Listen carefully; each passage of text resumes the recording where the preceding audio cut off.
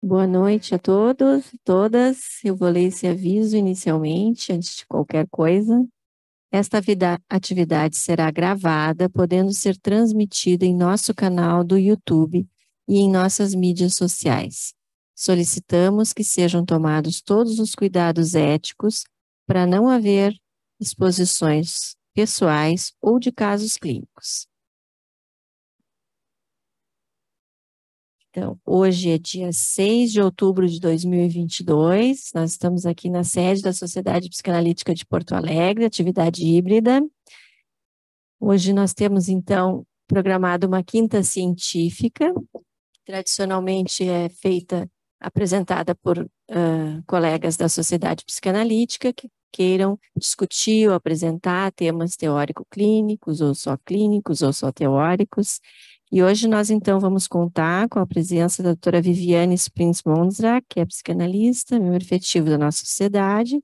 O trabalho chama-se Identidade, Identidades, questões a partir de um caso clínico.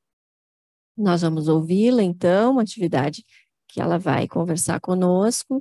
Depois nós vamos ter tempo para conversar, perguntar, enfim, sugerir alguma coisa para discutir junto com ela, tanto de quem está aqui na nossa sociedade, nosso anfiteatro, quanto das pessoas que estão online nos assistindo. Então, ao final, né, vocês só sinalizem na mãozinha na tela de baixo que querem conversar, querem falar, que eu recebo aqui o nome, então, da pessoa que gostaria de falar e passo a palavra, aparece no vídeo para a gente interagir o máximo que pudermos entre o online e o presencial. Desejo, então, uma ótima atividade para todos. Já vou passar de imediato a palavra aqui para a Viviane. Boa noite, pessoal. É um momento interessante esse, porque é a primeira vez que eu estou voltando aqui para o auditório presencial. Então, boa noite para quem está aqui, para quem está em casa. Mas é um momento para a gente registrar. Estou estranhando, mas acho que a sensação, no final das contas, é uma sensação boa da gente poder olhar e ter os interlocutores assim, dando retorno para a gente. Acho que é completamente diferente. Bom, a ideia é a seguinte: no Congresso da IPA de Londres, eu participei de 2 mesas, o tema era o feminino. E para aquele congresso, eu usei material clínico para discutir, eram adolescentes, e o enfoque era muito manejo dessas questões com adolescentes. Esse material ficou reservado, eu apresentei uma vez um trechinho numa reunião da COAP, e aí, de alguma forma, pressionada por algumas questões da clínica e algumas questões que têm surgido cada vez mais, eu resolvi retomar esse material. Quais são as questões? Primeiro, acompanhando pais, mesmo adultos em atendimento, né, com filhos adolescentes, como andavam as questões de identidade de gênero, no caso.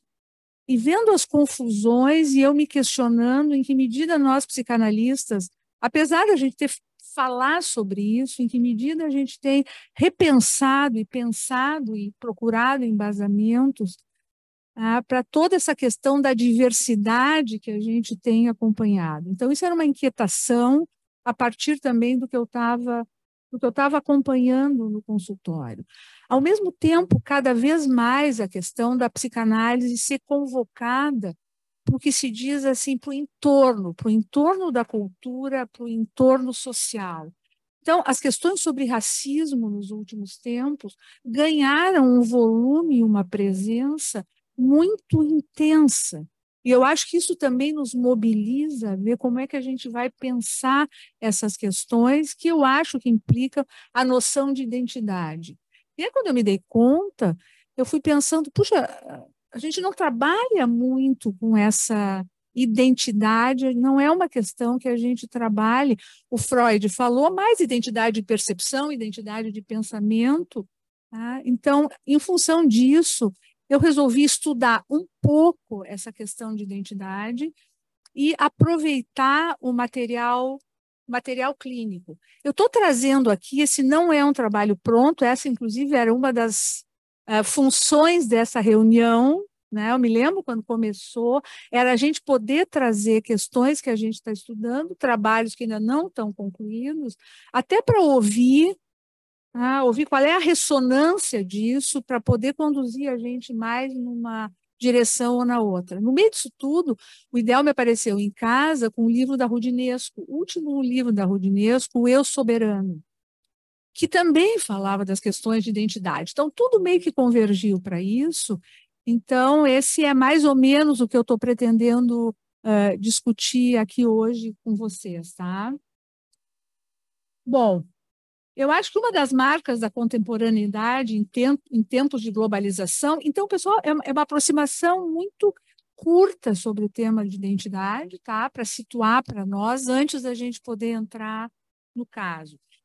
Bom, então, em tempos de globalização, uma preocupação é uma permanente interrogação sobre nossa identidade, quem somos, o que nos liga a outros indivíduos vistos como iguais, nacionalidade, cor da pele, sexo, religião. Olhando com cuidado, a gente vê que, na verdade, a gente não tem uma, mas várias identidades. E o questionamento sobre o que confere um sentido de estabilidade, que permite que possamos nos sentir o mesmo, único ao longo do tempo, e, ao mesmo tempo, pertencendo a um ou mais grupos, isso segue. Tradicionalmente, o conceito de identidade ele é considerado mais do campo da psicologia social, e muito a psicanálise vinha se afirmando como se a ênfase, como se ela fosse centrada sempre no resgate da dimensão subjetiva, a revelia do grupo, sempre enfatizando o particular, o específico, e não o grupo. Porque, ao assimilar o patrimônio humano no mundo do social, a subjetividade vai lhe dar outra forma específica de cada indivíduo. Isso praticamente deixava o conceito de identidade para a psicologia social. E o psicanalista, então, não seria do nosso campo esse conceito. Acho que cada vez mais isso, a gente tem que pensar se isso encerra a questão ou se, na verdade, a gente tem que incluir isso. Bom, então, o que é considerado e levantado, até a Maria Rita Kell coloca, é que não foi por acaso que o Freud resolveu escrever os ditos trabalhos sociais. Né?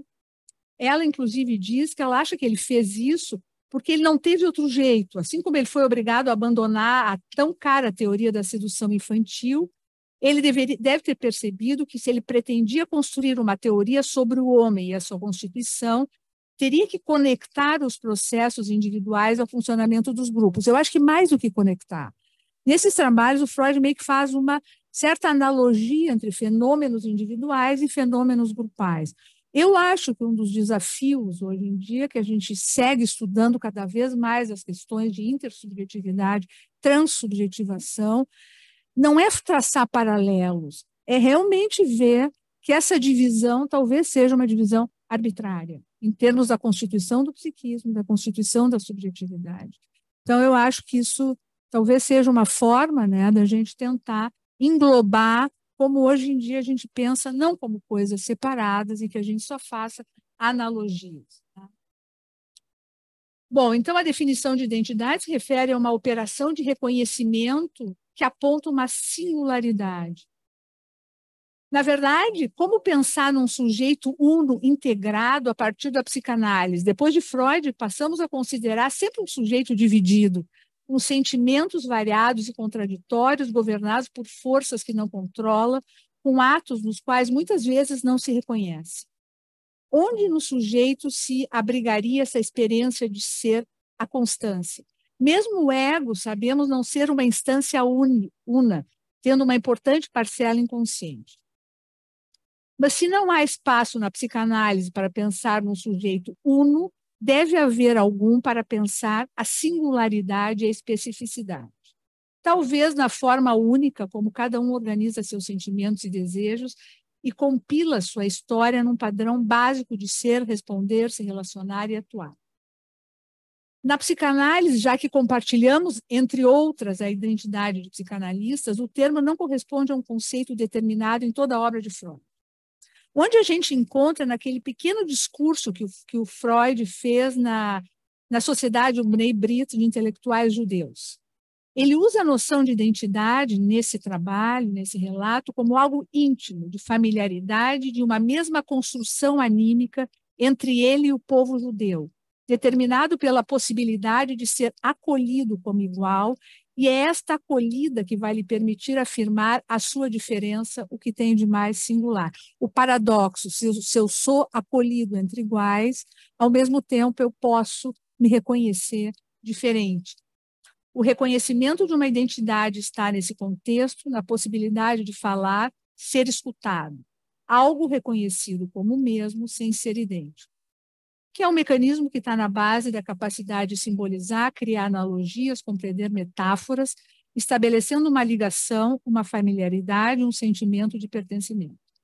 Assim, do ponto de vista individual, identidade corresponderia a um fenômeno observado pela psicanálise, no qual o homem busca a ilusão de ser único, ilusão necessária para sustentar seu narcisismo.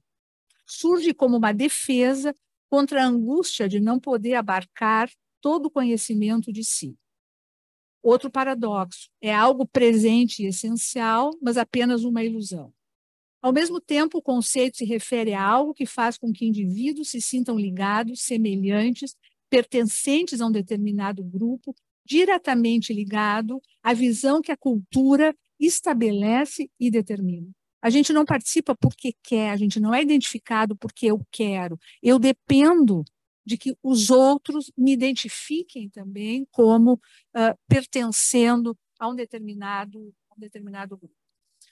Bom, nesse livro da Roudinesco, ela se pergunta se seria possível que um aspecto, do ponto de vista psicanalítico, inclusive, que um aspecto da identidade capture todo o sentido de si mesmo. Ela foca no que parece ser uma característica dos tempos atuais, principalmente quando a luta contra a discriminação coloca em destaque um aspecto e a pessoa passa a se definir integralmente identificado em sua essência a partir dessa característica. Negro, judeu, homossexual, etc. Uma escolha, interrogado, de enunciar e definir o si mesmo a partir de uma característica na luta por aceitação e não discriminação. A parte da tese dela é que o que começou como uma concepção inovadora dos estudos a partir da sexualidade, né, que foi decisivo para movimentos de luta por direitos de todos, que vale também, por exemplo, para questões raciais, foi em algumas décadas transformado em seu conteúdo e deu início a um movimento no qual se percebe uma tendência das pessoas exibirem seus sofrimentos, dando livre curso a seus afetos como marcadores identitários, não apenas para buscar reconhecimento e não discriminação. Nas palavras dela, essa autoafirmação de si, transformada em hipertrofia do eu, seria o sinal distintivo de uma época em que cada um tenta ser si mesmo como um rei e não como um outro. Submeter-se a essa mecânica identitária levaria ao isolamento em grupos reunidos por uma característica, para além da luta por direitos. Recusa-se, assim, a noção de que a identidade é múltipla e inclui em si o estrangeiro, com o risco de obscurecer a alteridade, reduzindo o ser humano a uma experiência específica, tornando-se uma ideologia normativa de pertencimento que chega ao ponto de dissolver as fronteiras organizadoras. São ideias controversas. Na verdade, esse livro da Roudinesco tem sido bastante criticado, entre outras coisas, porque, apesar de... Isso eu fiz um recorte, porque na conclusão dela, ela termina, no final, de alguma forma se contradizendo, porque ela acha que a única identidade, em linhas gerais válidas, é da República, ser republicano. A República como igualdade, liberdade e fraternidade, no sentido da República Francesa. Então, ela é bastante criticada em função disso, porque é colocado como se no final ficasse de novo uma noção de uma única identidade soberba e que com isso ela negasse à diversidade. Então, ela é bastante criticada, é bom a gente também ter uma noção, isso aqui não é uma defesa da tese global, mas é muito interessante o livro dela, mas essa parte me parece que é de chamar atenção. O que começa como luta por direitos e o que pode terminar empobrecendo e fechando em núcleos. Há pouco nós estávamos ouvindo, foi eleito em São Paulo, acho que deputado federal, um transexual. E o que me chamou a atenção no discurso dele foi justamente a colocação que ele fez de que ele não estava ali para lutar pelos direitos dos transexuais, que ele estava ali como um representante da diversidade e de uma pessoa que teria condições de colaborar desde essa posição para questões muito mais amplas de educação, de abolição de preconceitos, muito mais ampla. Vocês veem, é o contrário disso. Teve uma outra declaração, claro que é diferente, tem que cuidar para a gente não resumir, mas teve uma outra declaração de uma deputada negra, que ela disse, eu fui eleita e eu vou lutar pelo ressarcimento do que nos devem pelos anos de escravidão. Claro que não dá para fazer comparações, tá?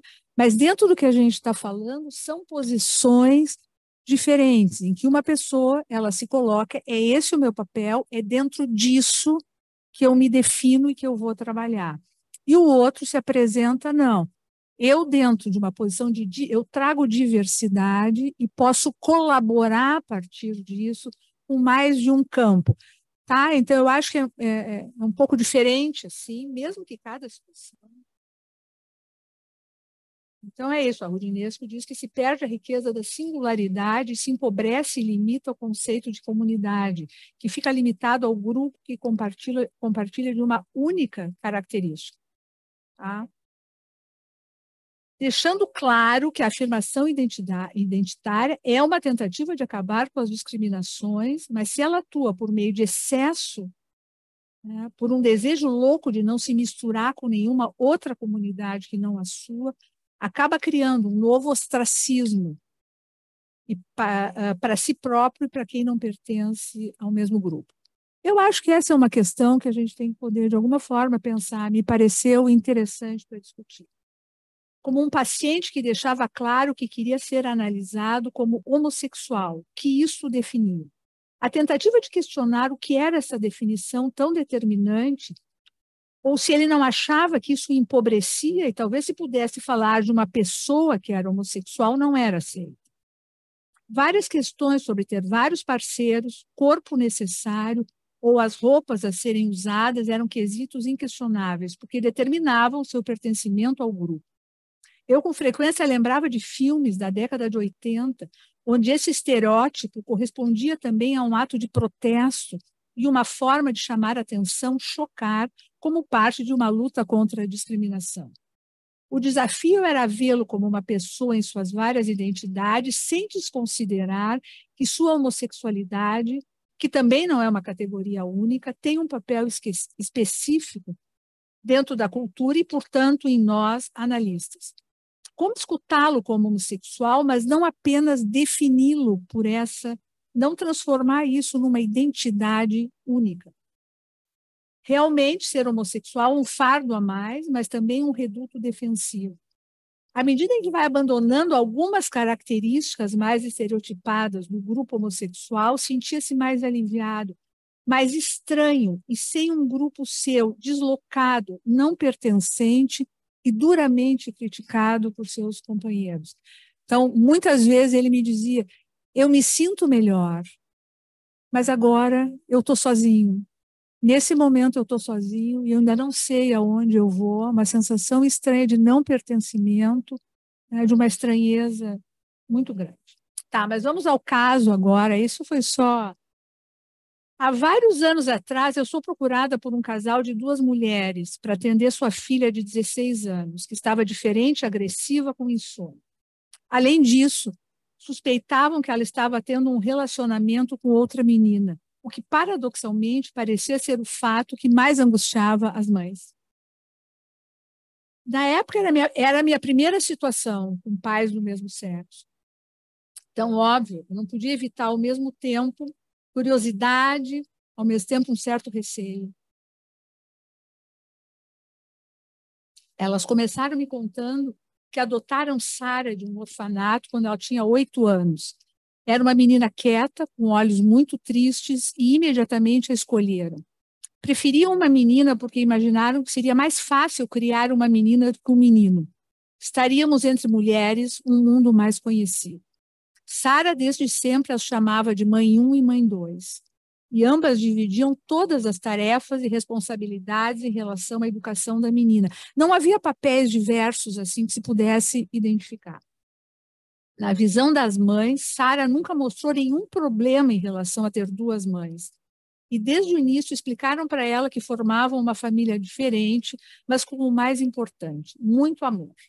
Há cerca de 1 ano o casal se separou, aparentemente de forma amigável. Sara ficou com mãe 2, porque a mãe 1 foi morar numa cidade próxima.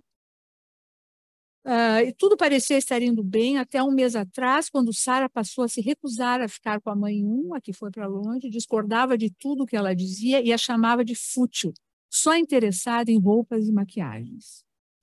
Quando me encontrei com Sara, vi uma menina de cabelos pretos e crespos, desalinhados, parda, acima do peso e, de fato, olhos muito tristes. Essa visão contrastava com uma forma de falar quase arrogante. Vocês imaginam que a essas alturas eu já tinha várias Saras identificadas. Órfã, negra, adotada. Na visão das mães, aparentemente homossexual, seria o grande destaque. O que não se podia afirmar de maneira nenhuma nesse momento. Mas estava ali, né? A estas alturas, várias questões estavam presentes, essas várias identidades. Depois eu me dei conta que mesmo essas múltiplas Saras que se apresentavam para mim já poderiam ser consideradas como uma tentativa minha de tentar organizar essa multiplicidade de impressões em categorias conhecidas e palavras que já haviam coloridas de vários sentidos. Por exemplo, quando se pensa órfã, isso já pressupõe, já tem uma porção de associações que a gente faz, assim como negra, adotada, homossexual. Já vem com uma série de associações imediatas. Grupos identificados, características, automático a gente faz isso. Bom, como é que é? Olhos tristes. Essa mais descritiva. As outras já formam uma identificação com um grupo e já formam, nesse sentido, uma identidade, porque já vem uma associação, cada palavra é como se eu já colocasse ela em grupos, imediatamente, né? Bom, ela me disse que ela estava tendo problemas com a menina com quem ela estava começando um relacionamento. Antes de continuar, ela me disse, eu preciso saber a tua posição sobre questões de gênero e políticas. Ela se declarou para mim sem definição sexual e completamente engajada em movimentos alternativos. Ela me disse, eu preciso saber, porque se tu é de direita e se tu pensa que gênero precisa ser definido, a nossa conversação se encerra aqui. Aí, claro, adolescente sempre um desafio, né? Não adianta. A minha melhor saída naquele momento foi dizer que eu tinha uma posição bem definida, que a gente não se conhecia ainda. E que eu achava que primeiro a gente tinha que se conhecer um pouco, porque eu achava que tanto eu como ela, a gente era muito mais do que algumas classificações. E que nós estávamos recém começando isso. Disse isso imaginando que ia começar uma discussão daquelas, né, que os adolescentes frequentemente nos confrontam. Mas não. Ficou parecendo que, de fato, essa questão arrogante parecia mais só para ela colocar uma posição. Bom, eu podia imaginar muitas coisas, mas o motivo manifesto dela estar ali, para mim, foi completamente inesperado. O que ela me diz é que ela e a quase namorada decidiram comprar um vibrador, porque elas queriam se livrar da virgindade. Ela me explicou que ela achou isso uma ideia muito boa. E ela me explicou todas as vantagens desse plano. Ela me explicou que não tinha nada a ver com prazer, não era sexual. É só uma maneira de ser livre de decidir o que entra no corpo de cada um. Ela se declarou aqui, como tu pode ter notado, ela me disse, o que eu sou é uma feminista. Tá? Feminista, é isso que eu sou. Bom, as coisas cada vez menos previsíveis. Né? Dentre tantas questões da vida dela, um vibrador não era exatamente o que eu estava esperando, mas era o único assunto nesse momento. Claro que a gente sabe com todas as condensações que devia carregar, mas não interessava, o assunto era o vibrador. E as brigas com a amiga a esse respeito, as brigas começaram justamente quando elas fizeram e armaram esse plano. Mas ela não estabelecia nenhuma relação entre esses fatos. Bom, começamos então um longo diálogo sobre vibrador, no contexto manifesto, mas claro que na minha cabeça, todos os sentidos que isso podia revelar e esconder. Bom, eu tentei propor para ela que talvez ela tivesse curiosa sobre o corpo dela, querendo conhecer o corpo melhor. Não, ela me disse, de jeito nenhum. Eu já pesquisei muito no Google, e eu posso desenhar o corpo feminino com detalhes, ela me disse. Aliás, corpo masculino também, mas não me interessa. Isso não me interessa. Bom, aí eu digo para ela, vocês veem, a gente vai tentando, né? Com adolescente, um pouco daqui, um pouco dali. Aí eu disse para ela, tá bom, então tu conhece tudo de anatomia, mas talvez não seja tão fácil a gente entender o que o corpo sente, né? Aí a associação dela é me dizer, não, sabe que não, eu nunca sinto dor. Então, vocês veem, eu sou muito forte e eu nunca sinto dor. Então, está estabelecida uma relação, convenhamos, corpo, dor. Mas ela estava mais interessada no nosso diálogo sobre vibrador, corpo, dor. Eu só ficava pensando que prazer era uma palavra nunca mencionada. Ela e a quase namorada nunca tinham se tocado. E esse era um dos motivos das brigas, porque ela evitava qualquer contato físico. Um dia, falando sobre corpos, ela me falou de menstruação e a observação dela como a urina e o sangue se misturavam. Não era exatamente uma questão, me parecia mais uma pesquisadora tentando entender um fenômeno. Eu disse para ela essa impressão, né, e perguntei para ela se ela algumas vezes se tocava até. Ela disse nunca. Não tem o menor sentido em fazer isso. E começou de novo o discurso feminino. A gente tem que fazer tudo que quer com o corpo da gente, nosso corpo nos pertence. Claro que eu me dei conta que algumas intervenções eu funcionava como um vibrador que pudesse violar ela em alguma medida. Né? Não dava, tinha que ficar quieta e não dizer mais nada. Bom, aí um dia ela traz o vibrador para a sessão. Aí estava lá o vibrador em toda a sua concretude. Nada confortável, vocês podem imaginar. Pensando, claro, depois sobre o meu desconforto, eu me dei conta que, entre outros possíveis sentidos inconscientes, o vibrador, para mim, ele representava, no contexto da menina, um estupro. Como se estava ali como uma ameaça de violação dos espaços femininos, concreto, violento, sem prazer. Uma defeminização em alguma medida. Ela chega e me diz, está aqui o problema. Aí eu espero, bom, então vamos lá, né? Apesar de todo o discurso racional, ela estava em pânico de usar vibrador. Ela começou me mostrando como é que funcionava. Aí ela me pergunta se eu já tinha usado alguma vez um.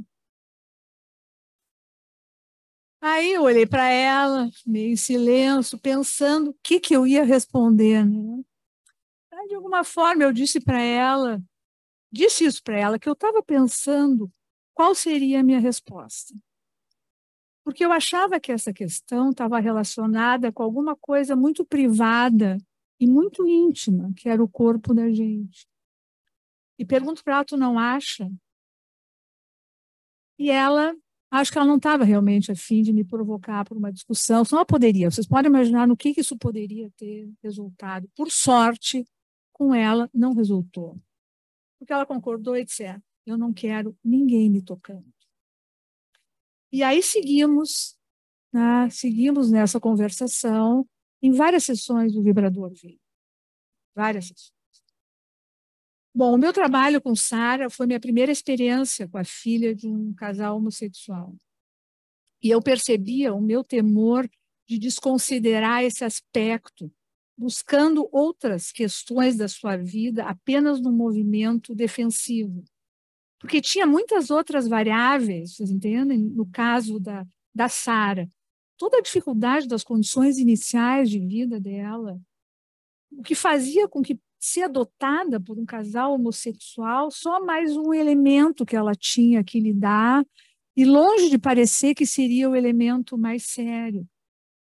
E nesse momento, exatamente, qual era a identidade de gênero dela, me parecia quase um detalhe, mas eu pensava que podia ser uma tentativa minha de me evadir ou de evitar essa questão, né, e voltar para outras coisas. Quando eu apresentei, muitas questões foram levantadas quando eu apresentei isso em Londres. Um colega, porque eu me dei conta e eu disse que talvez hoje em dia eu olhasse para o caso, para tudo isso, até com mais tranquilidade. Aí um colega me perguntou se eu achava que era vantajoso olhar isso naturalmente. Se, nesse caso, psicanalistas não estariam só fazendo um conluio com pressões culturais. Então, essa foi uma das questões colocadas. Na apresentação também do caso em Londres, questionaram por que eu não interpretei o vibrador como um representante do pênis paterno.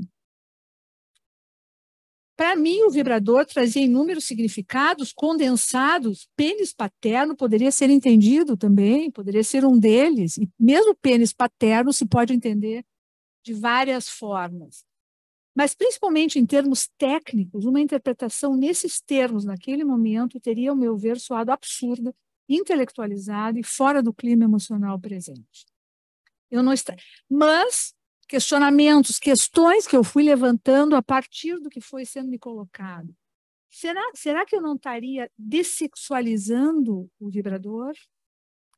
Eu acho que não. Eu gostaria de sexualizar o vibrador, para que a dimensão do prazer pudesse emergir. Justamente ele não estava sexualizado nesse sentido. Da mesma forma, uma outra colega levantou o fato de que trazer o vibrador tinha sido um ataque ao setting. E que isso seria o foco mais importante.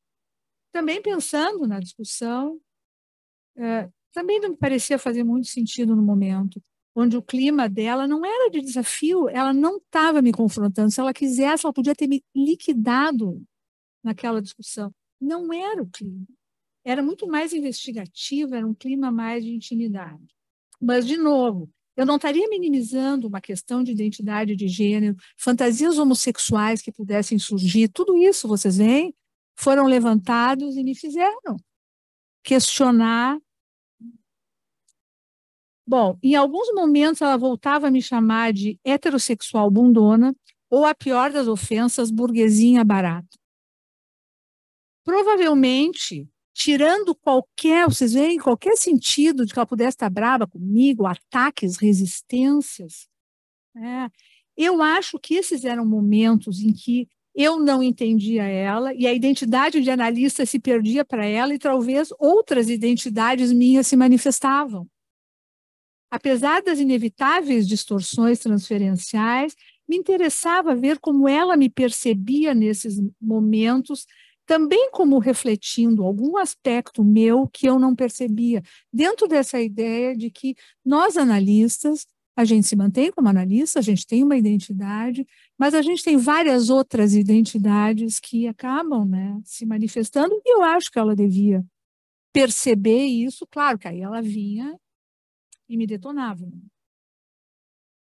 A Sara era uma menina com uma grande capacidade de reflexão. Claro, ela é uma adolescente, então tinha todo um funcionamento com intelectualizações, como era esperado. Mas a gente não deve se iludir, porque a adolescência não tem uma idade para terminar, e como tem um artigo do Green muito interessante, o adolescente no adulto, assim como tem a criança no adulto, a gente segue tendo que trabalhar com essas dimensões e essas estruturas ao longo de toda a vida. Além disso, ela tinha fome de objetos que pudessem alimentar e os usava no sentido winnicottiano. Isso me facilitava o trabalho, porque os ataques não tinham um caráter eminentemente destrutivo. O processo dessa análise não foi sem turbulência. A mãe 1 começou um relacionamento com um homem.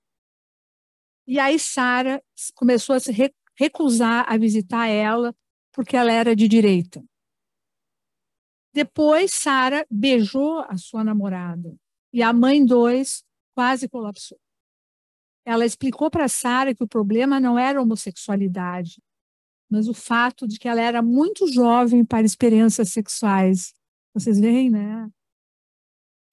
E ameaçou interromper a análise. Mas a gente poderia dizer que ela era homossexual? Eu acho que não, de maneira nenhuma. Eu acho que a gente estava muito longe de qualquer definição e não sei quando é que a gente pode estabelecer essa definição de forma definitiva. E, claro, uma das grandes questões, a traição da mãe 1, que introduziu um homem na vida, com tudo o que isso ia trazer de rompimento de supostos equilíbrios. Após algum tempo, o assunto cor da pele entrou na sala de forma muito sutil, principalmente com referências ao meu cabelo, a partir de observações, né, sobre o cabelo, talvez por ser o elemento concreto mais parecido entre nós, cabelos crespos. Eu várias vezes me perguntava se poderia me colocar no lugar dessa menina, fazer o exercício automático que a gente faz como analistas. Como realmente compreendê-la de um lugar de escuta aparentemente ou não tão distinto, fazendo parte de um grupo ou vários grupos tão diferentes? Confiando que somos todos humanos no final das contas? Ou esta seria apenas uma forma de eu me tranquilizar? Várias vezes ela me disse, tu não tem como me entender. E eu várias vezes concordei com ela, que eu não tinha como sentir exatamente como ela. Só podia tentar, a partir do que ela me dizia, me aproximar da experiência dela. Depois também me perguntei, essa compreensão não seria um tipo de compreensão condescendente? Uma certa condescendência, sim, né, nessa forma de compreensão. Eu numa posição, não, mas eu vou tentar te entender, né? Mas uma posição de distanciamento de quem não faz parte dos grupos, esses mais doídos, que ela teve que enfrentar e ainda tem que enfrentar, né, na vida dela. Mas, pensando agora, eu acho que essa percepção de diferenças, de alguma forma, era essencial, apontando para a possibilidade de ligação entre diferentes, abolindo a fantasia de que só os iguais podem compreender um ou outro. Isso equivaleria, lembrando Mate Blanco, a uma tentativa de simetrização ilusória e onipotente. Retomando o colocado por Coudinesco, não haveria um risco de fechamento para as diferenças para o outro, na clausura em comunidades identificadas por uma única característica, de novo, buscando a ilusão de um pertencimento absoluto. Ou seja, nós duas só íamos poder nos entender se a gente fizesse parte do mesmo grupo. Isso levanta questões que várias vezes a gente já discutiu. Por exemplo, o homossexual só poderia ou seria mais compreendido por um analista homossexual. Um analista negro, né, e para um paciente seria melhor ser atendido por um analista negro. Então, eu acho que são questões que, de alguma forma, né, se colocam. Quando eu escrevo aqui, quando eu penso em identidade de analista, a que eu estou me referindo? A gente conhece muito bem as infinitas diferenças entre nós e nem sempre é fácil identificar o que nos aproxima de fato. A necessidade de novo de pertencimento talvez faça, inclusive, com que tenhamos que abrir mão de especificidades num processo que, além de um certo ponto, pode ser empobrecedor. Talvez, quando pensei em estudar identidade, meu objetivo fosse enfrentar um conceito que abrange a necessidade de nos sentirmos unos e pertencentes a um determinado grupo, com critérios que a cultura estabelece, sem perder a riqueza da noção psicanalítica da nossa multiplicidade. Com Sara, eu me vi frente a várias identidades muito marcantes e cercadas de sofrimentos e preconceitos. Claro que num adolescente a intelectualização e a necessidade de pertencimento ainda são mais presentes. A feminista e de esquerda radical tinham um efeito organizador e defensivo, mas eu não podia, e a gente não pode reduzir a isso. Não podia ser reduzido a isso. Né? Ao mesmo tempo, o peso de outras identidades ainda era negado. Ser parda, adotada, filha de 2 mães. Todos esses elementos trazendo uma forma dela ser vista e categorizada pelo meio circundante. Por mais que ela não tivesse consciência, ela era vista a partir disso. Ela era identificada como fazendo parte desses grupos.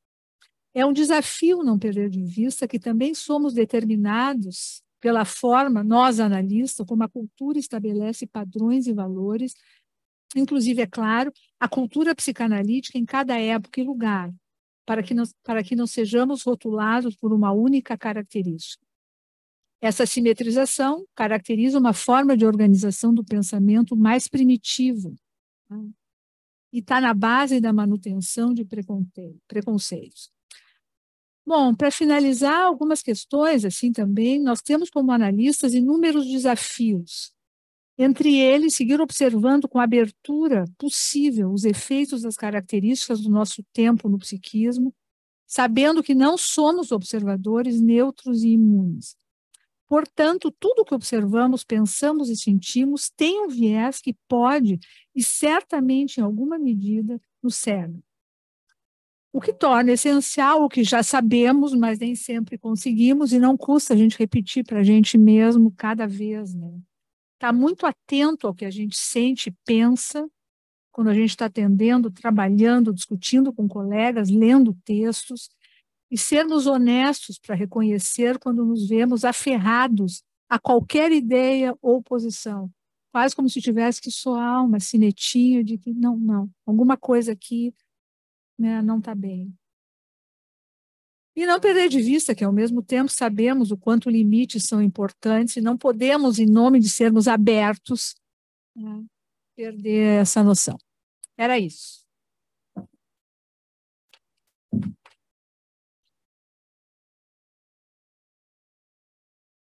Obrigada, Viviane. Excelente trabalho, muito interessante. Acho que vai gerar uma discussão bem rica aqui. Temos já uma inscrita. Aqui o Grisson só está pedindo que fale. Se tu puder e quiser e puder vir aqui para frente, não. Tá, então só fala no microfone. Diz o teu nome. Tá funcionando? É Francisca Levi. Parabéns, Viviane. Não, eu fiquei pensando assim, né, que o primeiro aspecto que me chamou a atenção quando tu descreveu, né, a paciente foi os olhos tristes, né? E, claro, é vamos dizer, uma categorização diferente daquela outra, né, enfim, que tu trouxe. Mas eu fiquei pensando na constituição dela enquanto sujeito, assim. E fiquei pensando no vibrador, né, o sentido que me ocorreu, assim, foi o vibrador, né, e ela não quer ser tocada, ela não quer ninguém me tocando, aqui está o problema, ela te traz, né, e eu fiquei pensando justamente nisso, assim, né, o problema é olhar para a dor, que é muito anterior, né, eu acho, a adoção, ou as mães, 2 mães, ou a questão de identidade de gênero propriamente, né, eu pensei na dor muito primitiva, assim, que acho que é talvez a base, assim, enfim, só para pensar. Então, interessante, Chica, tu vê como um elemento como a gente pode desmembrar ele, tá? A gente pode isso. Tu trouxe mais um elemento que é um elemento muito interessante de pensar. É que o grande desafio da gente é, na verdade, introduzir os vários elementos a partir de alguma coisa que nos guie para ver quando isso entra e de que maneira transmitir isso. Tá? Mas acho que é muito... para dor, sim. E como ela tinha essa questão de não sentir dor e ser muito forte em não sentir dor, tá? Então, tu vê, é um elemento importante. Introduzir a dor. Agora, Pessoal, eu sempre só eu vou acho que o nosso pedir, desafio... O que foi, Grayson? eu só vou pedir para que falem no microfone, porque o pessoal de casa não ouve. Tá, certo, vou falar bem pertinho. Então, o nosso desafio como analistas é sempre, para além dos vários significados, colocar e encontrar o momento e a forma de transmitir que possa estar o mais de acordo possível para a possibilidade do receptor da mensagem poder ouvir ele melhor. Claro que sendo uma adolescente, muito devagar, né, e com muito cuidado, mas acho que é uma questão, e bem pertinente dentro da questão dela ser, ela não sente dor. Né? Agora, se naquele momento eu tivesse falado isso sobre o vibrador, naquele momento eu estava ralada, estava perdida. O timing sempre é a sensibilidade, A né? forma, né, de transmitir isso, né? Obrigada, Chica. Grayson, tu, por favor, pode colocar o Dr. Raul Hartke na tela. Nós temos mais 4 inscritos, por enquanto. Um de cada um. 5 aqui. Vamos tentar um cada um? Ok. Então, Vamos ver. Dr. Raul, por favor, Grayson.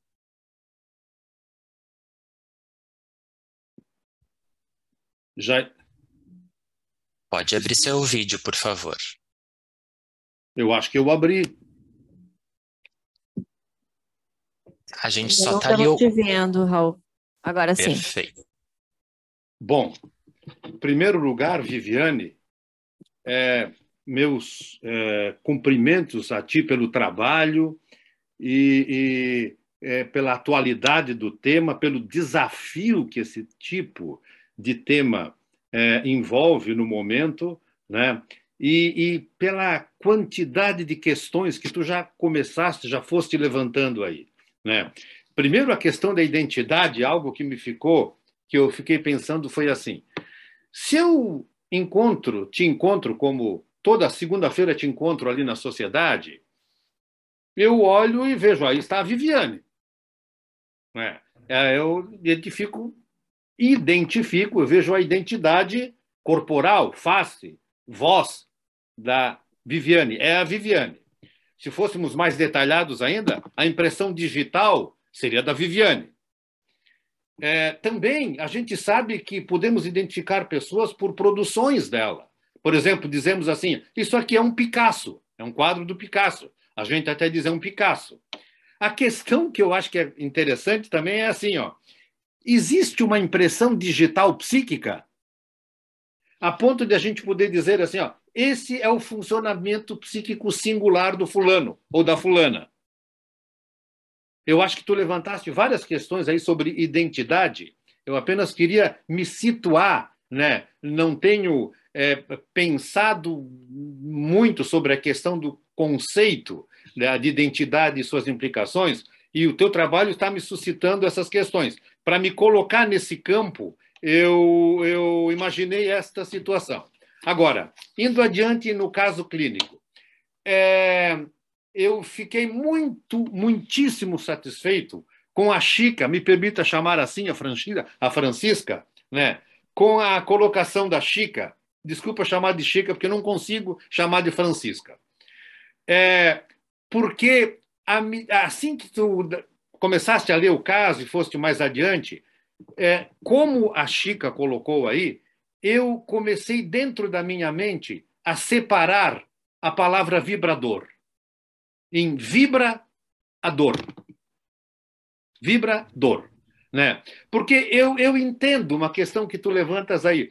Será que no trabalho com esta pessoa nós vamos ficar no plano, e por muito tempo vamos talvez ficar mesmo, no plano, né, da identidade, das questões de identidade de gênero, das questões da identidade sexual, né? Ou nós tentamos buscar algo subjacente a essas questões? E foi aí que me ocorreu, e a Chica me antecedeu aí, eu escrevi assim na hora para mim aqui: onde vibra a dor de Sara? E qual é essa dor da Sara? E aí até brinquei comigo mesmo aqui com as palavras, né? E disse: a Sara está ali porque quer ser sarada, né? Então, esse seria um outro vértice possível, né? Sem esquecer os outros todos, né? De a gente perguntar qual é a dor que ela está trazendo ali para ti, que ela deseja ser sarada.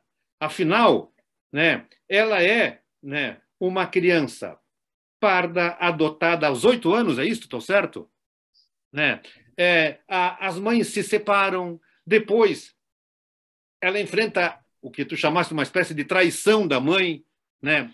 Então a minha questão é essa: se não teríamos de olhar, e como disse a Chica, também estarmos atentos a esse outro vértice que seria onde vibra a dor de Sara, que o vibrador também poderia ser entendido desta maneira. Sim. Sim, Raul, não, eu concordo com vocês. A minha tendência sempre era pensar em todas as questões que doíam na vida dela. Essa era a minha tendência. Eu não cheguei claramente a separar a palavra, isso ainda ficou muito claro, assim, que vocês logo colocaram, mas toda a minha tendência era quantas outras dores e quantos outros sofrimentos. O que eu coloquei como questão era todo momento se eu não estaria, se às vezes não estaria me refugiando, essa é a questão que eu coloco, como ao mesmo tempo olhar para isso sem negligenciar. Eu coloco como questionamento, porque a nossa tendência, e eu acho que no caso dela, sem dúvida, as dores eram outras. Eu não teria dúvida a esse respeito. Mas, enfim, como eu acho que a gente se vê com isso, a gente está sempre se questionando como não deixar de lado, e não ir, porque aquilo que está sempre, que era uma moça que claramente era uma menina que estava sofrendo horrores, apesar de dizer, e até revelado na hora pela negativa de eu não sinto dor, que é a própria negativa.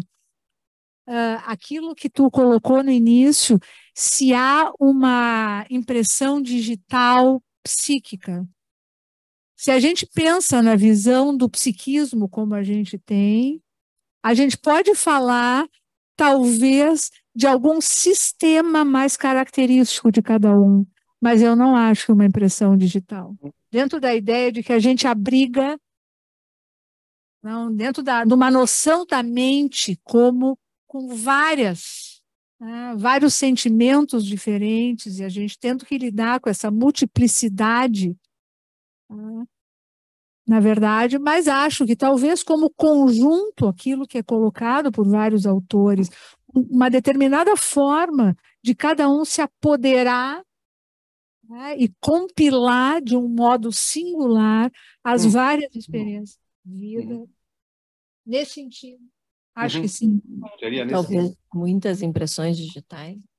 Muitas, mas não, Muitas, não uma única. Mas eu acho que alguma coisa que a gente consegue captar de cada um, alguma coisa mais geral, né? Obrigado, Raul. Eu vou pedir agora para o Grayson colocar a doutora Eneida Yankelevich, essa próxima inscrita depois.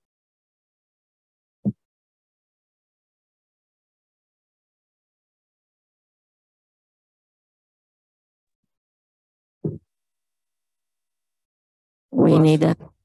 Oi, gente, é bom a gente se ver. Além do impacto desse trabalho, eu acho que tu começasse a falar de algo que eu acho que tem a ver com o trabalho, que é a estranheza nossa diante dessa situação que a pandemia nos impôs. Então, tem gente aí, eu estou em casa, o Raul estava em casa, e eu acho que, de alguma maneira, isso se liga a muitos questionamentos que tu está fazendo, inclusive levantando que a gente não tem que responder os questionamentos, como diz o Winnicott, né? E, nesse sentido, eu acho que tem uma invariante no pensar psicanalítico, que é justamente o pensar.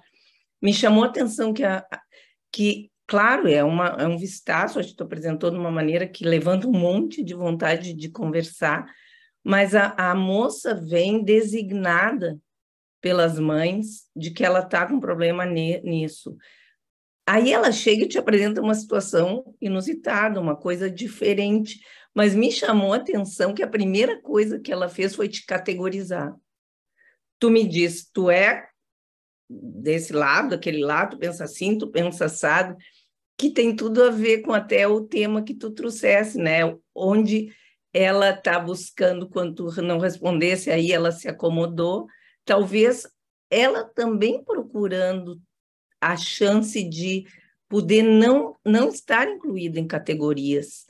E quem sabe isso foi acolhido por ti quando tu não te angustiasse muito, não precisasse entrar em briga com ela, e aí ela começou a trazer coisas. Eu fiquei curiosa, porque eu acho que o impacto da colega, que achou um desrespeito ela trazer o vibrador, talvez seja uma pessoa que não atende crianças e adolescentes, porque isso tem um sentido muito claro até em termos do desenvolvimento do raciocínio de um adolescente ou de uma criança, a presentificação do tema. Eu acho que o que mais eu fiquei curiosa de ver contigo é que acho que está se construindo um espaço para ela ser capaz de pensar. Todas as dores dela, ela não falou de nada da história dela, pelo menos no resumo, obviamente, isso é um sumário que tu trouxesse. Talvez seja a possibilidade de construir, por uma curiosidade inicial, um lugar onde, como diz a Pierre Lanier, ela possa construir a própria história e começarem a surgir as possibilidades dela de não precisar ser categorizada. Então, era nesse sentido que eu queria te ouvir. E eu gosto muito de ouvir todo mundo falando, porque cada um pensa uma coisa, né? Não, Eneida, várias questões. A colega em Londres que trouxe isso era uma colega alemã. Então, eu acho que, de alguma forma, marca diferenças em formas também de trabalhar. Eu acho que a gente trabalha dentro de um referencial em que a gente inclui qualquer material que venha dentro de um determinado clima emocional. Nenhum material por si só, a gente pensa isolado do clima e onde ele está inserido. Então, eu acho que ela pegou vibrador, independente do contexto. Tá? Então, acho que isso marca diferenças. Me pareceu muito claro uma diferença entre formas de trabalhar. Né? Eu acho que foi muito dentro desse sentido. A questão das categorias, na verdade, isso é uma tendência do funcionamento da mente sobre a qual a gente não tem controle. O pensamento lógico, o que categoriza, ele é automático, ele é uma forma da gente organizar as experiências da vida. O Bateson, ele coloca como é que começa, todas as culturas têm um mito de como é que é a criação do mundo. Em todas as culturas, pode ser com animais, pode ser mais ou menos como a Bíblia. No início, era o caos, quer dizer, tudo misturado. E a partir daí, começam as categorias. Né? Faz o céu e faz a terra, faz o dia e a noite. Então, essa é uma tendência que é uma tendência da mente, do nosso funcionamento. Uma das coisas mais difíceis é a gente tentar se livrar um pouco de categorias. O famoso sem memória e sem desejo é totalmente contrário ao nosso habitual, vai completamente na contramão. Então, mesmo por isso que eu disse, quando eu pensava nas várias Saras, inclusive dando ênfase para uma menina, que, na verdade, os pais eram craqueiros e acabaram morrendo, e ela foi para um orfanato, né? E, enfim, vida em orfanato, adoção, era óbvio que essas 8 dores me chamavam muito mais atenção, né?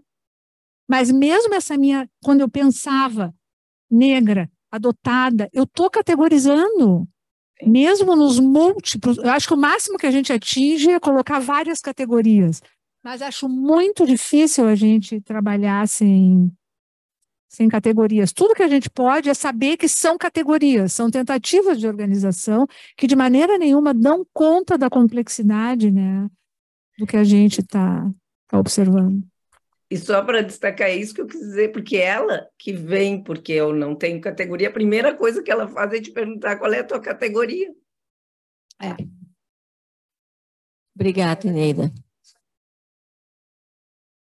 Só para corrigir, nós temos nos ajudando, além do Grayson, o Lucas. Então, Lucas, por favor, a próxima pessoa inscrita, eu tenho anotado aqui Manola Vidal, não sei se é Manola ou Manuela Vidal. Manola Vidal, por favor. Boa noite. O meu nome é Manola Vidal, eu sou aqui da Sociedade Brasileira de Psicanálise do Rio de Janeiro e me inscrevi para esse evento porque também estou muito interessada nas questões de identidade. Quero parabenizar a Viviane, achei muito importante quando você falou, Viviane, que a psicanálise não pode estar em conluio com as questões culturais. É verdade, Freud pensou, refletiu sobre as questões culturais, mas não de modo a que nós entrássemos em conluio. Agora, essa tua fala me lembrou o que a Roudinesco escreveu a respeito da derrocada da psiquiatria quando retirou a homossexualidade enquanto categoria de diagnóstico e que, de alguma maneira, e aí a Roudinesco faz uma interpretação da cultura, né? Porque ela responsabiliza essa retirada, essa despsiquiatrização como uma possibilidade, então, de existirem múltiplas identidades. O que eu achei perigoso nesse aspecto, lá no capítulo 2 do livro dela, foi que ela faz uma sequência muito lógica, mas me pareceu muito delirante, porque ela diz que, então, no lugar do transtorno de personalidade, que foi, então, uma outra categoria, onde, num determinado período, a psicanálise sai do DMS, sai da possibilidade de fazer parte do critério de diagnóstico, entram os transtornos, não é? E entram aquelas avaliações pelo comportamento. E aí ela faz uma ligação entre o transtorno de personalidade, que passa a surgir, se não me engano, desde a década de 70, e que isso daria lugar às identidades. E que, então, a derrocada da psiquiatria seria responsável por essa profusão de identidades. Quem antes tinha transtorno de personalidade, hoje teria identidade de gênero fluida, por exemplo, ou algo assim. Então, de certa forma, fazer conluio foi o que a Roudinesco falou que a psiquiatria fez com essa pressão das políticas identitárias. Eu realmente acho que discordo disso, né? A outra questão é que a psicanálise ela não tem mesmo uma teoria sobre a identidade. A psicanálise trabalha com as identificações. Então, eu acho que nós, como psicanalistas, estamos para refletir nesse momento atual sobre essa tensão entre identidade e identificações, porque nós trabalhamos com a multiplicidade desse processo de identificações, porque o sujeito psicanalítico é o sujeito a posteriori, é o sujeito que permanentemente se constrói. Essa é a minha impressão. Agora, a questão do caso clínico, eu achei tão lindo e achei que você manejou tão bem. E o vibrador, o estupro, de certa forma, trouxe a realidade biológica, não é? A realidade biológica, ela é uma mulher, ela tinha um ímã e um ímã. Um ímã e um ímã, né? Então, de certa forma, isso lembra aquela questão das fantasias primitivas, né? A cena do coito parental, a fantasia da cena primária, que, de alguma maneira, ela estava, quem sabe, reelaborando com esse medo da penetração. E esse medo da penetração ele é muito comum em adolescentes quando estão em vias de perder a virgindade e traz um certo conflito, né? Na medida em que ela está aí, a gente não sabe como, nessa dança identificatória, não é? Mas achei muito importante ela trazer para o consultório, e eu não sei se você conhece um livro chamado Sob a Tenda Vermelha, que fala justamente de uma época um pouco anterior ao cristianismo, em que as mulheres se reuniam na época da coleta, né? E as virgens tinham um aparato, né? Onde as outras mulheres usavam esse aparato para desvirginar as adolescentes para garantir a boa coleta, a boa, enfim, a fertilidade da terra. Então, é algo que me chamou a atenção, me puxou para essa história. Agora, a Roudinesco, ela está muito preocupada, eu acho, com o fato de querer posicionar a psicanálise como uma guardiã das dicotomias, de manutenção das dicotomias. Ela realmente acha que o movimento das políticas identitárias atacam a realidade biológica, querem colocar o gênero acima do biológico, ela fala dessa dissimetria, e ela não está sozinha, né? Ela está junto com psicanalistas muito bons, inclusive, mas próximos daquele observatório das teorias de gênero. E muito próximo ao que a gente conhece hoje, né? Que também acontece na França, que é retirar a discussão, inclusive, sobre gênero dos colégios, querem retirar a discussão sobre gênero de pautas de profissionais de saúde, né? E que aproximam muito as teorias de gênero da ideologia de gênero. Então, de alguma forma, existe uma aproximação disso que a gente chama da direita francesa e que reflete aqui para nós, né, com agora a senadora Damares, com essas terapias de conversão, de identidade, enfim. Parabéns, Viviane. Muito obrigado, Manuela. Bom te conhecer. Muito bom, muito prazer. Bom, e interesses comuns. Como eu disse para vocês, a Roudinesco, eu de maneira nenhuma, eu trouxe a Roudinesco me filiando. Ela tem, se a gente lê o livro com detalhes, tem muitas coisas, como, por exemplo, essa da questão do que a psiquiatria fez na hora que tirou. Tu tem razão, é quase delirante, é dar um poder, né, para esse fato de que isso, então, gerou diversidades. Então, ela realmente é bastante controversa e ela traz opiniões políticas que estão embutidas, que também são muito controversas.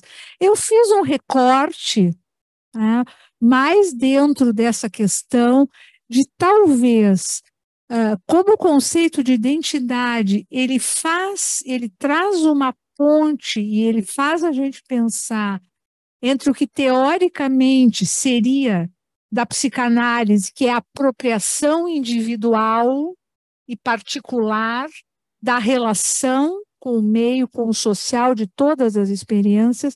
Esse conceito me parece que ele articula. O de identificações é muito nosso. Então, talvez uma ideia inicial fosse ver a articulação entre identificações e identidade. Se há articulações que a gente possa fazer. Por isso que eu disse, foi importante o que tu me falou, para eu seguir pensando. Eu trouxe algumas coisas de um estudo em andamento, até para ver que rumo. E talvez essa aproximação, se é que a gente possa fazer, seja um rumo bem interessante. Muito obrigada. Obrigada, Manola. Nós temos mais 4 inscritos. Eu vou pedir para o Lucas para encerrar as inscrições para a gente poder dar conta. Eu pensei, o que tu acha, Viviane? A gente vê de 2 agora. Sim, pode ser. É mais para a gente poder debater, mas... Betina Terusquim, por favor, Lucas. E a Cris Vasconcelos depois aqui. E aí depois. Oi, Betina, pode falar.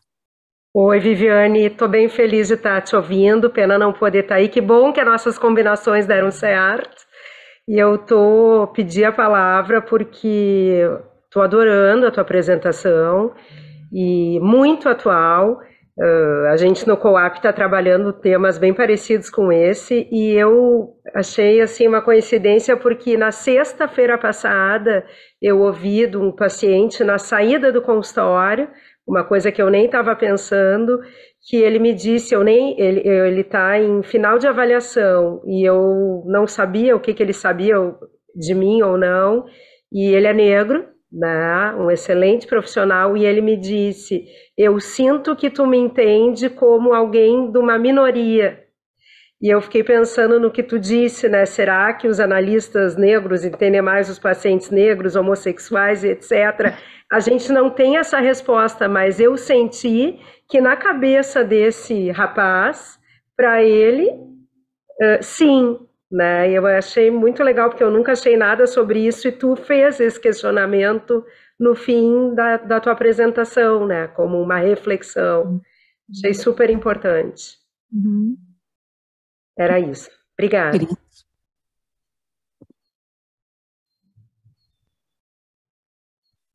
Alô? Deu. Tá. Bom, Viviane, eu queria te agradecer o trabalho belíssimo mesmo. Tu disseste que não está pronto, mas ele está bem adiantado, né? Uma revisão que traz de forma bem abrangente, mas eu acho que principalmente por trazer um tema que na clínica, enfim, por trazer a pressão que a gente vem sofrendo da cultura para entrar dentro dessas categorias ou trabalhar como se tudo pudesse ficar encerrado dentro dessas categorias. Eu concordo contigo, e a gente tem estudado isso aqui no Comitê de Intolerância e Preconceito da Sociedade. Quer dizer, a categorização faz parte, a gente não consegue viver sem isso, mas a gente precisa sair disso, ir adiante, buscar novas categorias e talvez pensar que o trânsito entre categorias é o que vai nos permitir compreender, ter uma visão da complexidade do mundo.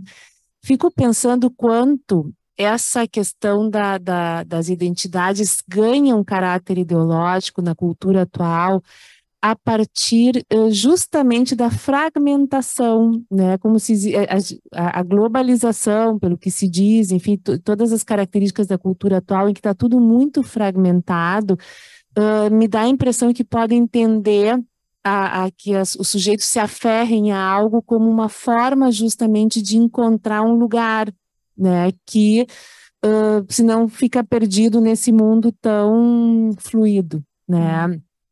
E acho que a gente aqui, como psicanalista, acaba sofrendo pressões nesse sentido. E uma coisa que eu fiquei pensando também, a partir do que foi colocado antes, o quanto é importante também a gente considerar as categorias para poder sair delas, para poder justamente não desconsiderar que elas existem e poder olhar o sujeito nas suas dores, nas dores que o constituem a partir da sua estruturação, mas também nas dores da vida, vividas e experimentadas dentro da trajetória de cada um. Então, a gente precisa o tempo todo usar as categorias e sair delas, mas para isso a gente precisa saber que elas estão dentro da gente. E eu acho que era isso. A minha pergunta... Estou te colocando, mas a pergunta é assim, se essa fragmentação da sociedade atual, em que as categorias são tão múltiplas e a gente se coloca dentro de tantas categorias, se isso não tende na cultura uma ideologização para a gente se aferrar a uma categoria para encontrar um lugar de segurança. Eu acho que sim, né, Cris? Quando a gente vai estudar fanatismo, a gente vê o retorno a um modo muito primitivo, que é o que dá segurança para uma criança, que é tentar colocar 2 categorias. A criança faz isso e tem que fazer isso para conseguir se sentir mais segura. Então, eu acho que os processos são, né, aonde a coisa se pulveriza, há talvez uma reação e uma necessidade de novo, de uma ilusão de que é possível categorizar, no máximo binariamente. Há uma ilusão. Agora, no final, meu grande objetivo, talvez, fosse isso que tu indiretamente colocou, de que a gente, como analistas, sofre pressões e a gente tem que saber que sofre essas pressões e fazer alguma coisa com elas. Né? Então, talvez esse trabalho não tivesse me ocorrido, se não fossem todos os essa coisa que vai se retroalimentando, né? Por exemplo, sobre racismo, que isso aí está presente com todas as questões que possam haver, que a gente possa pensar, não pode ficar um raciocínio único, isso não pode reduzir, mas, na verdade, nos pressiona que a gente pense sobre essas categorias, o que elas representam, sem negligenciar que elas trazem realmente pesos que influenciam o psiquismo. É impossível. Hoje em dia se constitui tudo junto.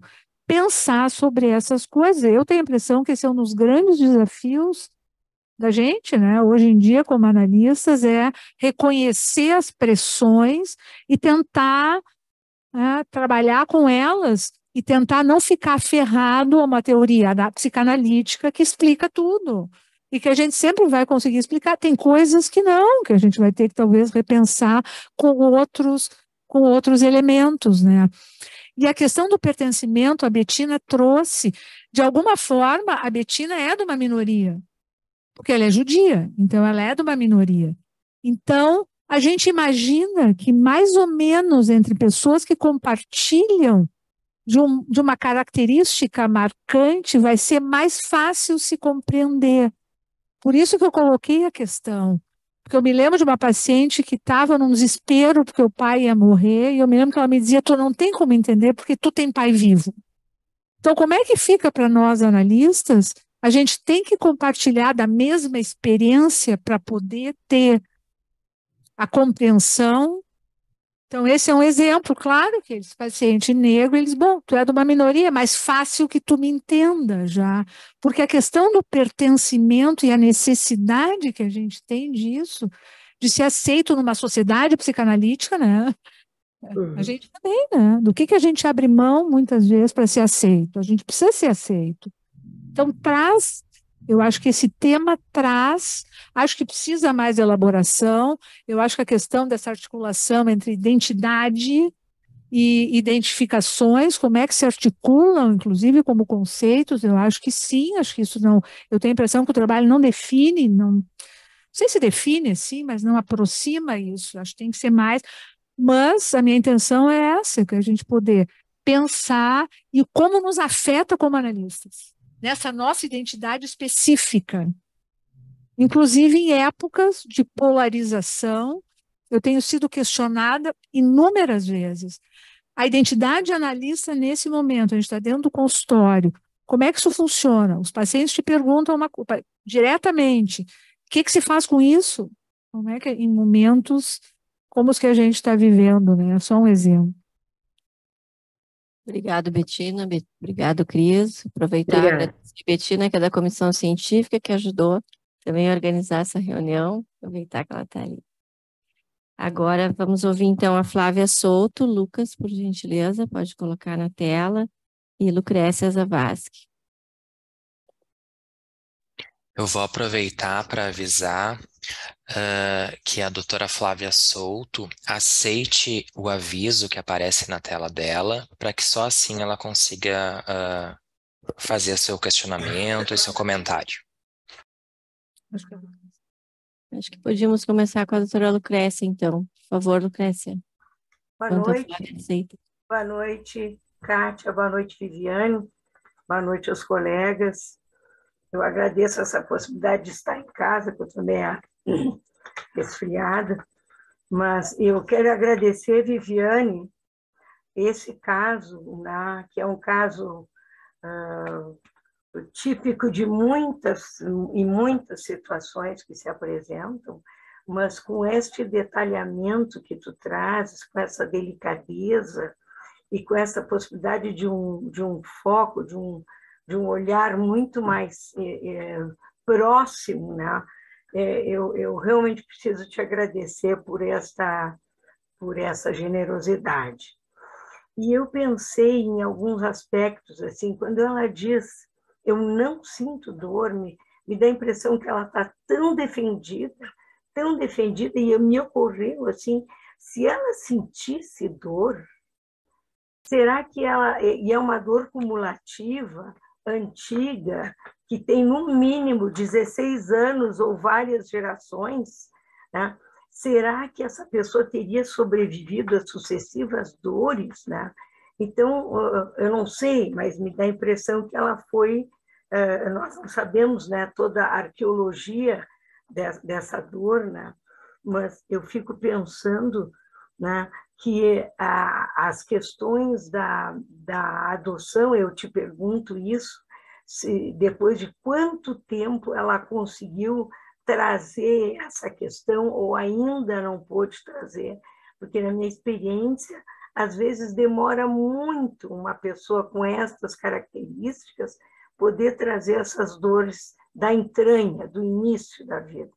Então, eu queria te ouvir sobre isso e te parabenizar pela habilidade, pela delicadeza, pela tua capacidade negativa, e realmente foi algo muito, muito enriquecedor para mim e um motivo de grande reflexão, né, para ver como tu lidaste com essa situação. Isso é muito importante assim, para todos nós que estamos te ouvindo.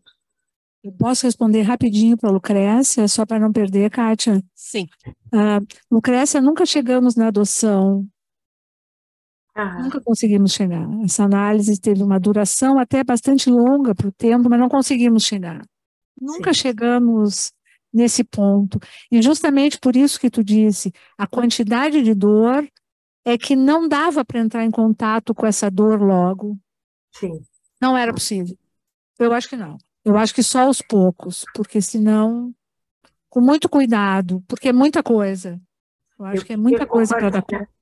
Eu queria compartilhar contigo esse sentimento, que eu não estou só também nessa situação. Como é difícil acessar essas dores mais primitivas. Mas só não adianta. O que se vai fazer? Eu acho que só muito devagar.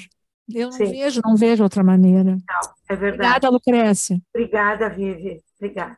Obrigada, Lucrécia. Lucas, a Flávia Souto não está mais presente? Tem alguma notícia? Ou está só por áudio? Ela não deu aceite para Flávia, se tu estiver nos ouvindo, tu podes aceitar na tela ou mandar alguma sinalização para saber se te ouvimos ou não. De fogo. A fumaça. Talvez tenha saído. Oi? Ela já saiu, não está mais na sala. Tá. Então, eu quero, antes de colocar a nossa próxima atividade, agradecer a todos que estiveram aqui conosco, os que estão nos escutando, e a Viviane, que sempre nos ajuda a pensar sobre nós mesmos e a expandir, às vezes a explodir também os pensamentos, o que sempre é muito bom, na direção da gente pensar mais a clínica. Eu sempre me chama muito a atenção e hoje não foi diferente. Então, muito obrigado por ter nos ter trazido esse caso que nos permitiu pensar polarização, teoria, ideologia, a identidade do analista. E, pessoal, eu acho que essas reuniões são sempre super boas, elas costumam ser, porque a gente consegue debater e consegue levar adiante, surgiram várias questões aqui para tocar, então também, muito obrigada.